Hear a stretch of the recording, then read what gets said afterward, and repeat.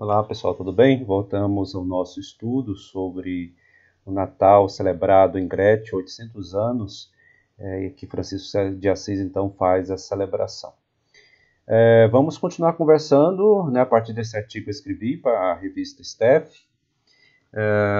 Então o título do artigo que eu escrevi, A Encarnação e com o Nascimento, a celebração do Natal em Grécia.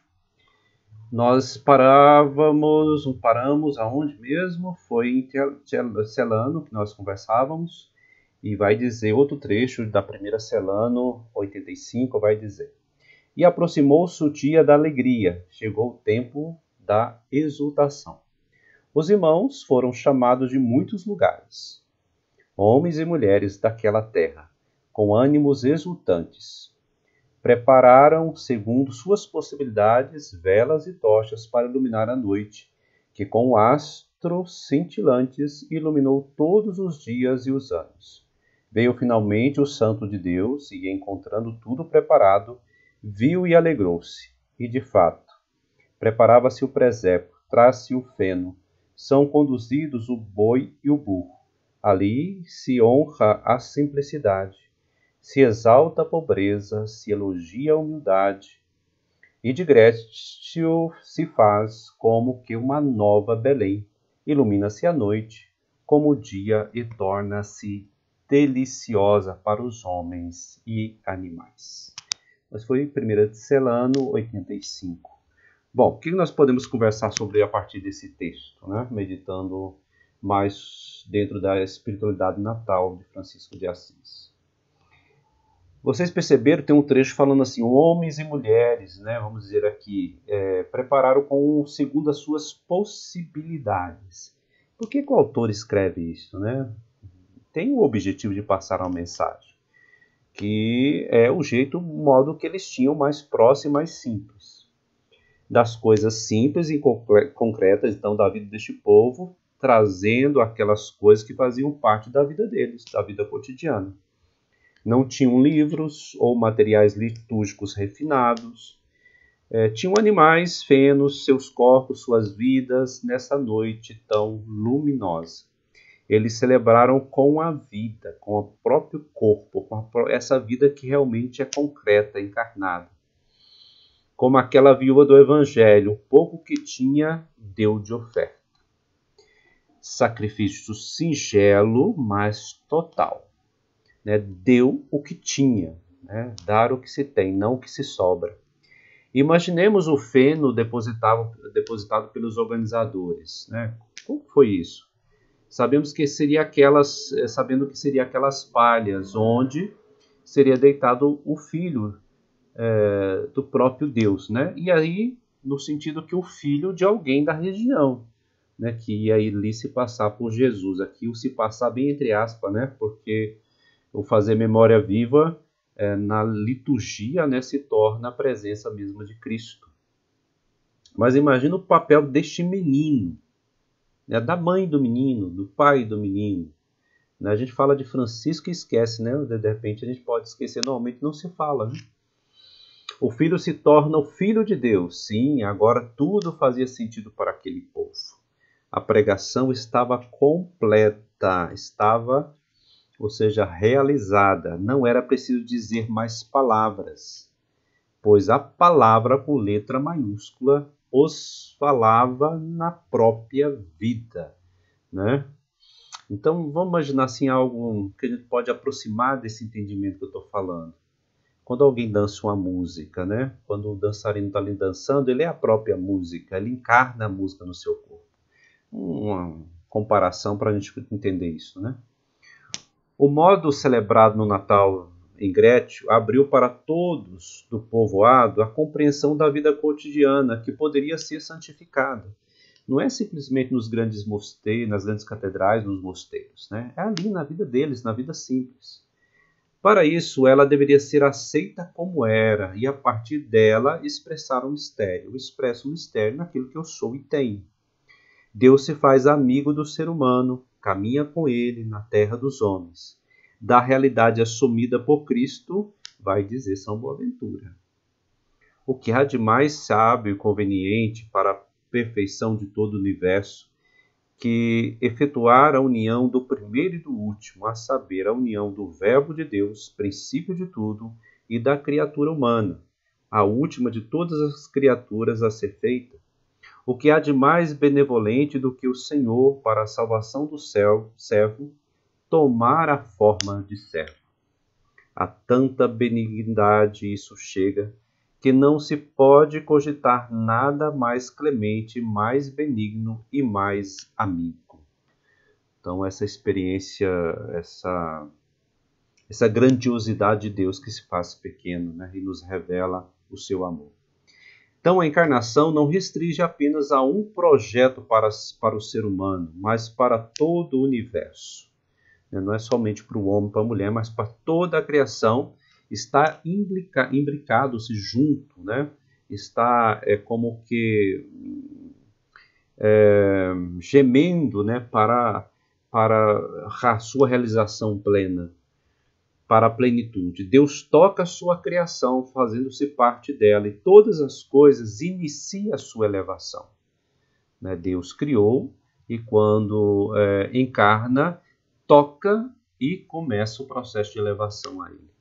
O modo de Francisco e seus companheiros louvar ao Senhor por todas as criaturas nos relembra constantemente o fato da encarnação. Né? Então, né, louvai o Senhor pela irmã Lua, pelo irmão Sol, né, pela água, pela terra. Tudo isso tem a ver com a encarnação, porque Deus tocou, ou vamos dizer assim, né, assumiu, né, a própria criação se fazendo um de nós.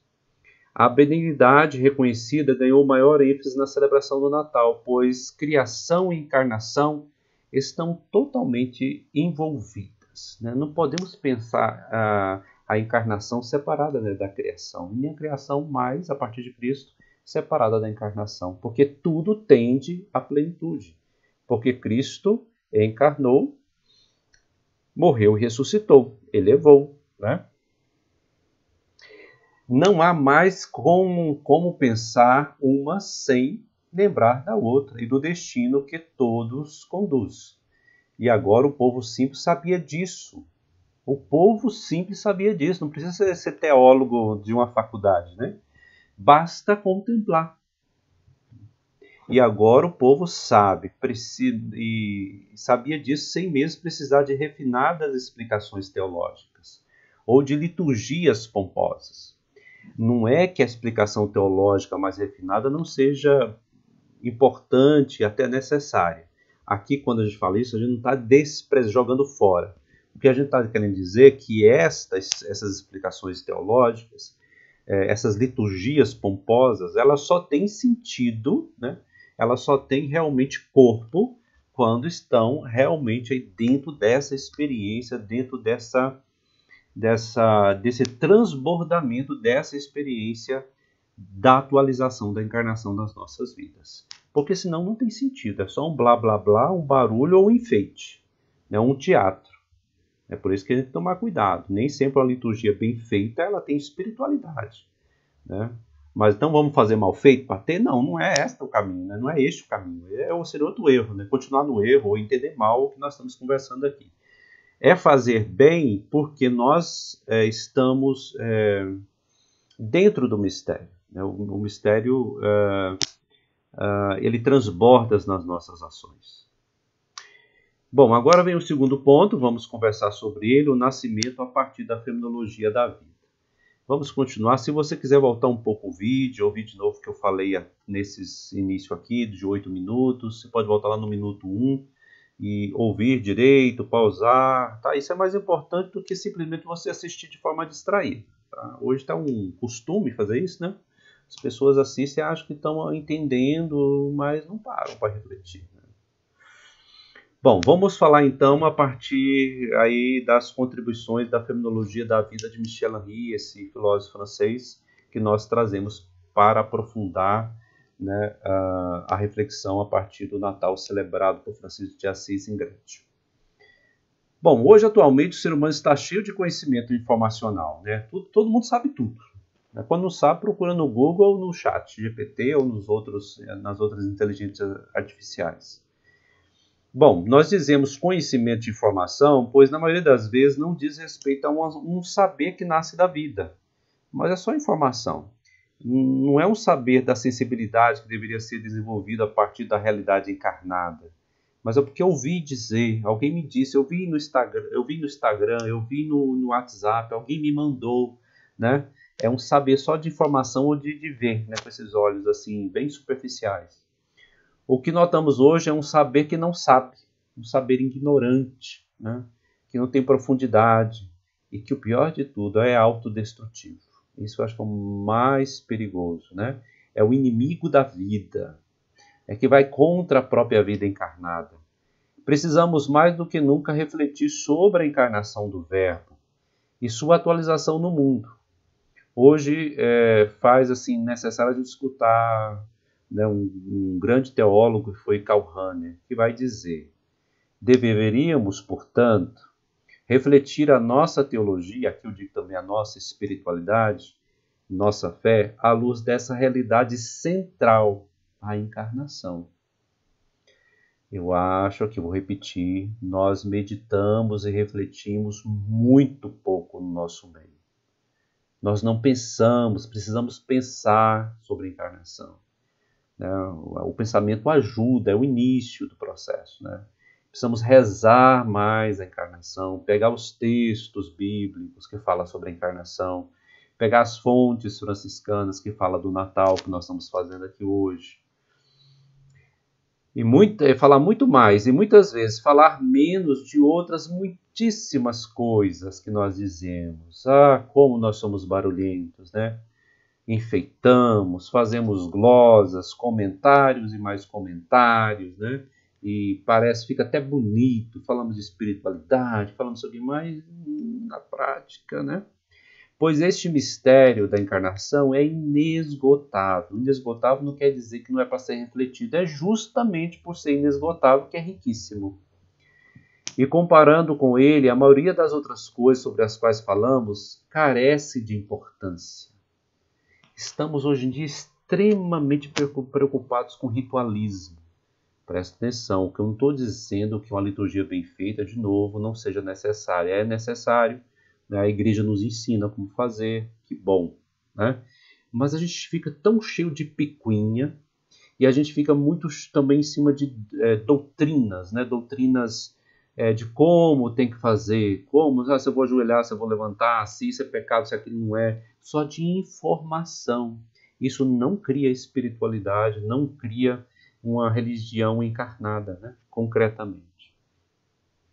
Então deveríamos falar mais da encarnação. Pensamos que seja necessário hoje usar de uma reflexão que vá corroendo a base de nossa pretensa sabedoria. Gente, eu confesso que assim eu fico triste, né? Porque às vezes tem pessoas que sabem o catecismo, nossa, uma maravilha. Mas é como aquele jovem que Cristo encontra, fala assim, olha, você está me perguntando, né, o que fazer para ter uma vida mais perfeita, a vida eterna. E você me respondeu bem, amar a Deus e ao próximo como a si mesmo. E eu acabei de contar a parábola para você, né, do homem caído à beira da estrada, e você ainda não entendeu. Né? Você vai e faz a mesma coisa. Né? E o jovem saiu triste. Saiu triste porque ele não queria deixar, né, as suas ideias, as suas concepções religiosas, para realmente encarnar na vida o Evangelho. Olha só que situação. Sabia toda a lei, toda a norma, toda a religiosidade, todos os ritos de purificação daquela época, mas não conhecia o Deus vivo. Né? Difícil, né? Então é necessário a gente corroer essa pretensa sabedoria nossa. Ah, eu sou católico, eu sei o que eu faço, isso é aquilo, né? Então é como a receita de bolo, né? Eu sei que é 3 copos de farinha de trigo, eu sei que são 2 ovos, eu sei que é um copo de leite, um copo de óleo, um de açúcar e fermento, eu sei, né? Eu sei, né? Mas no caso aqui não faz o bolo. Esse é o nosso desafio. Então nós precisamos encontrar uma forma que corroa essa ignorância nossa que nós achamos que é sabedoria. Então, precisamos encontrar um solvente. Sabe aquele solvente que você bota na ferrugem para tirar ferrugem ou coisa parecida? Ou para tirar uma gordura, um produto assim? Limpe a ferrugem que se encontra nessa forma de pensar e ver o mundo e a vida.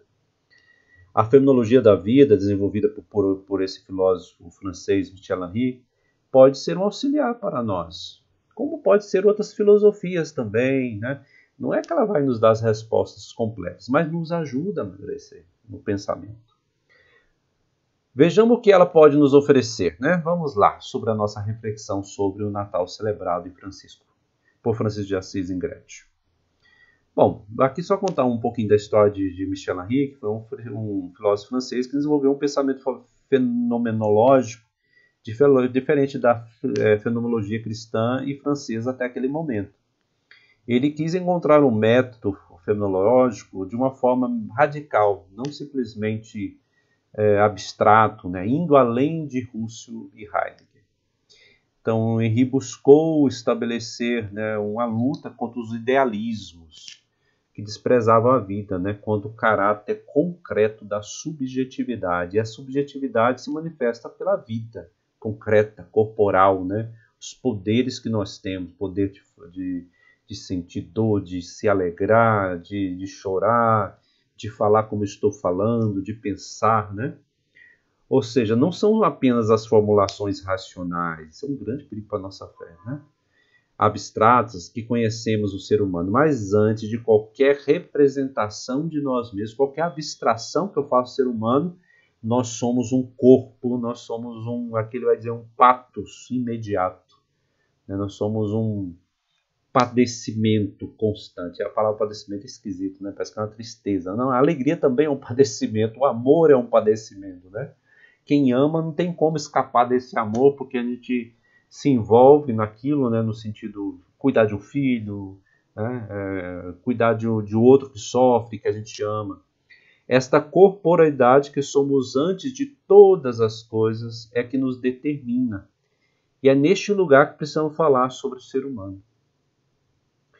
Para ele, a vida se manifesta por si mesma, e nenhum travestimento tem o poder de recobrir sua parousia, sua manifestação. Às vezes, a experiência religiosa ela fica presa a conteúdos, né? Então, ele é estudado, ele sabe mais de Deus. E aquele que é analfabeto, ele não sabe de Deus? Como assim, né? Então somente faz uma experiência de fé aquele que é letrado, né, que consegue ler, que consegue falar palavras encadeadas de forma bonitas, né? É assim?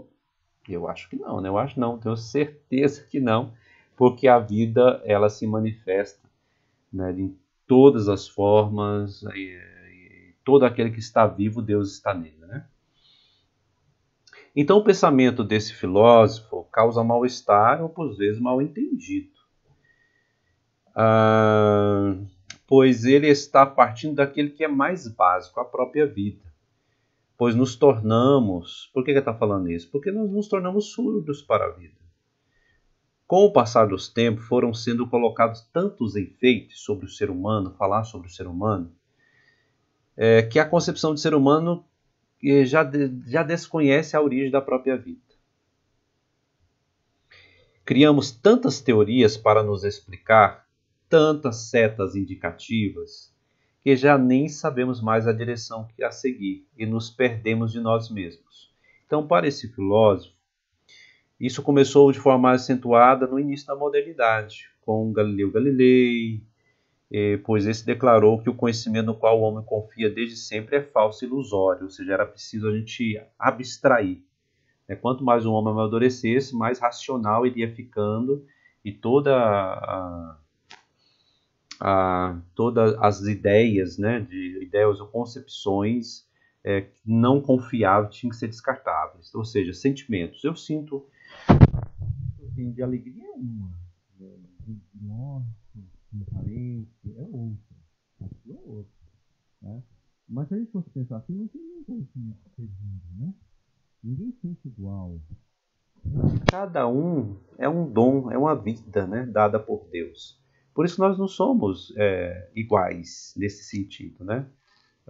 Nós carregamos uma semelhança uns com os outros. Porém, Edson, Frei Edson é Frei Edson, você é você, né? Nós temos essa identidade própria que é nos dada por quem? Pelo próprio Verbo, né? Isso deve ser cultivado. Nenhum homem, nenhuma mulher podem ser esquecidos. Então, quando nós vemos as reportagens, eu lembro do Covid-19, morreu 1000 pessoas hoje, como se as 1000 pessoas fossem, né, todas iguais, né? Não, tinha o João, tinha a Maria, tinha a senhora de 79 anos, tinha o João de 25, ou seja, com sua história, com seu pai, com sua mãe, né, com suas esperanças, suas dores, suas alegrias. Então, cada um tinha um jeito de ser, né? Então, Michel Henry vai lembrar.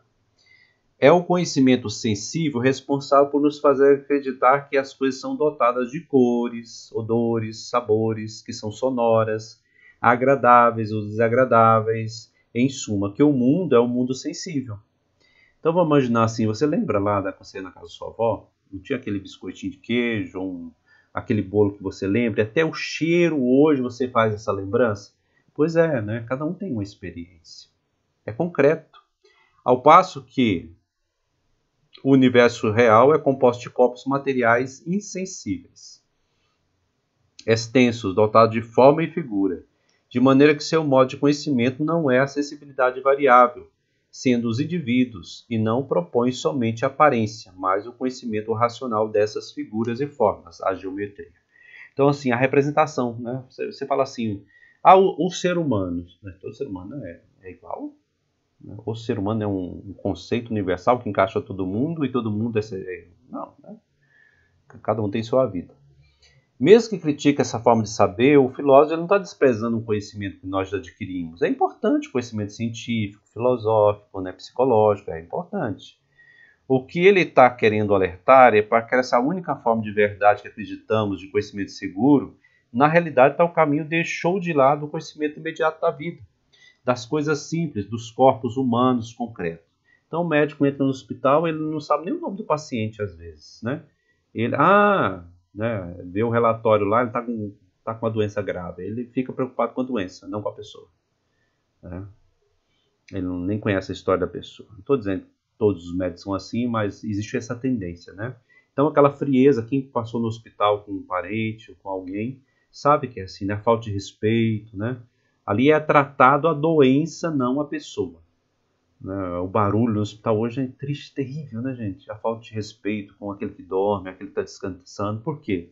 Não existe ali ser humano, existe um objeto doente em cima da cama. Ou seja, a vida, a sensibilidade é desprezada, né? A vida é ignorada. Bom, gente, isso é mais um pouquinho da nossa conversa, tá? Vamos continuar falando sobre esse filósofo. Eu sei que talvez aqui um pouquinho você possa, nossa, mas é complicado, Fei, né? Esse negócio que você está falando. Não, vamos com calma, né? Fica tranquilo, né? A gente vai amadurecendo.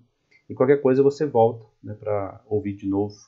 E quando sair o artigo, eu partilho com vocês, tá bom? Se você não viu os outros vídeos, por favor, volte ao primeiro vídeo e olhe de novo. Vamos conversando para que essa preparação do Natal, a reflexão do Natal, a partir de Francisco de Assis, nos ajude a caminhar melhor. Abraço e até o próximo vídeo. Tchau.